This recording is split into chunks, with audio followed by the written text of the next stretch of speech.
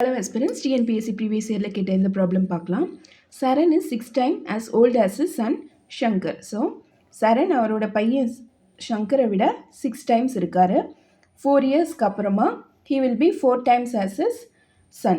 So, நம்ம இதுக்கு option மெத்தடோ போடலாம், ஈக்குவேஷன் ஃபார்ம் பண்ணியோ போடலாம். ஈக்குவேஷன் ஃபார்ம் பண்ணி போட்டால் சரண் எக்ஸ்னும் ஷங்கரை ஒய்னும் எடுக்கும்போது சரண் is 6 times as old as Shankar after 4 years. So, ரெண்டுமே plus 4 add பண்ணிக்கணும். He will be 4 times. யாரு? சரண். So, சரண் 4 years கழிச்சு he will be 4 times as old as his son. Son age y.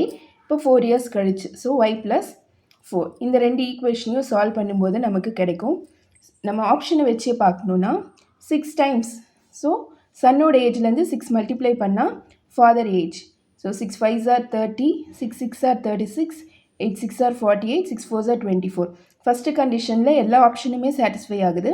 So second condition பார்க்கலாம். After 4 years. So ரெண்டுமே 4 4 add பண்ணும்போது இங்கே 34 9 இருக்கும்.